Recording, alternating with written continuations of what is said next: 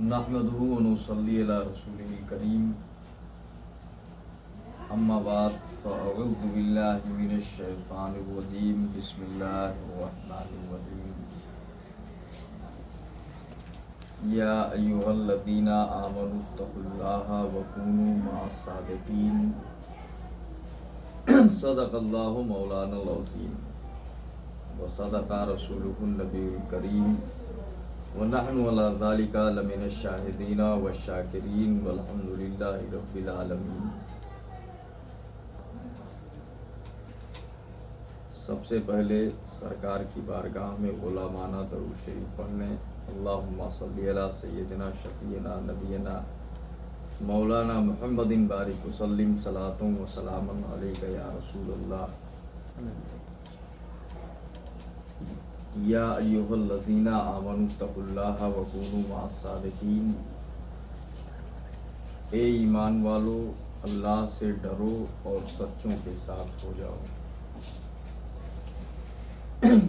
अल्लाह से डरने का मतलब इसमें तीन चीज़ें हैं। एक तो है ईमान लाना, दूसरे अल्लाह से डरना और तीसरे सच्चों के साथ हो जाना। तो पहले है ईमान ले आओ, यानी अल्लाह व रसूल को मान लो, और उसके बाद अल्लाह से डरो, यानी जो अवामिर है उस पर अमल करो और जो नवाही है उससे बाज आ जाओ। अवामिर का मतलब नमाज पढ़ना, रोज़ा रखना और दीगर अहकाम जो आए हैं। नवाही का मतलब जिससे अल्लाह ने रोका, चोरी मत करो, झूठ मत बोलो, वगैरह वगैरह। उसके बाद हुक्म है सच्चों के साथ हो जाओ। एक सवाल होता है कि जब आदमी मुत्तकी भी हो गया और मोमिन भी हो गया तो फिर सच्चों के साथ होने की क्या ज़रूरत है? तो उसका जवाब ये है कि शैतान इंसान का खुला हुआ दुश्मन है। जो ईमान इसके पास आया है उसी ईमान की हिफाजत के लिए सच्चों के साथ होना बहुत ज़रूरी है, वरना वो बहक सकता है। कुरान फरमाता है इन्नश शैतान लिल इंसान अदुव्वुम मुबीन। शैतान इंसान का खुला हुआ दुश्मन है। और हमाशुमा की क्या बात, इमाम फ़खरुद्दीन राज़ी जैसे इमाम, तफसीर कबीर की मोटी मोटी जिल्दें लिखने वाले, माक़ूलात और मनक़ूलात का बादशाह अपने वक्त का, जब दुनिया से जाने लगे, शैतान आया और आकर के बोला कि आपने बहुत मुनाज़रे किए, बड़ी किताबें लिखी, क्या आपने खुदा को पहचाना? इन्होंने कहा हाँ मैंने पहचाना। तो उसने कहा कि खुदा के एक होने पर दलील पेश करें। इमाम फ़खरुद्दीन राज़ी ने यके बाद दीगरे करीब 360 दलीलें पेश की। सारी दलीलों को वो काटता चला गया। इमाम फ़खरुद्दीन राज़ी के पास कोई दलील बिल्कुल नहीं बची। अब ये बहुत परेशान, उसने कहा कि या तो खुदा को एक मत मानो या और दलील दो।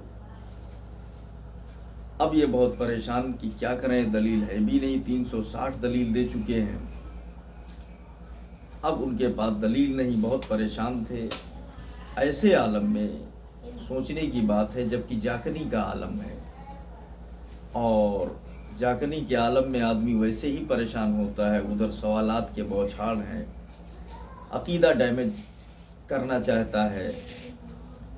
ऐसे माहौल में जब इल्म ने काम न दिया तो उन्होंने अपने पीर मुर्शिद को याद किया।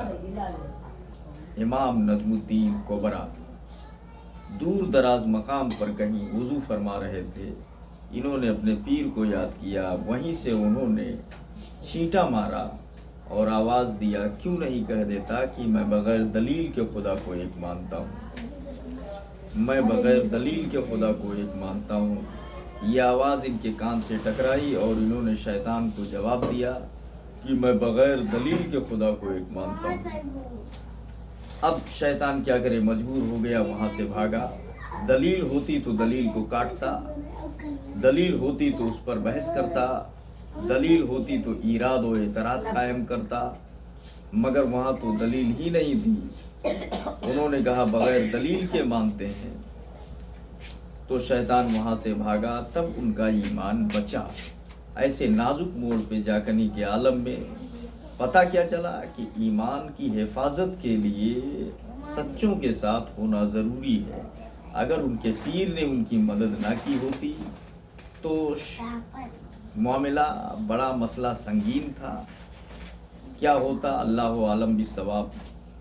بہرکیف ایسے نازک موقع پہ سچوں کا ساتھ کام آیا، پیر کا دامن کام آیا، اور پیر نے ان کو شیطان کے فریب سے بچا لیا ہے۔ ایک بات یہ بھی سمجھ میں آتی ہے کہ نجم الدین امام فخر الدین رازی جیسا امام، جو اپنے وقت کا امام المعقولات ہے، جو اپنے وقت کا امام المنطق اور فلسفہ اور منقولات دیگر فنون کا امام ہے، 360 دلائل دینے کے بعد بھی پریشان ہوئے کہ اب کیا ہوگا۔ نتیجہ کیا نکلا کہ علم جو ہے وہ ایمان نہیں بچاتا ہے، علم آدمی کو گمراہی سے نہیں بچا سکتا۔ گمراہی اور بدعقیدگی سے اگر کوئی بچاتا ہے تو عشق بچاتا ہے اور بزرگوں کا فیضان بچاتا ہے۔ وما علینا الا البلاغ۔ السلام علیکم۔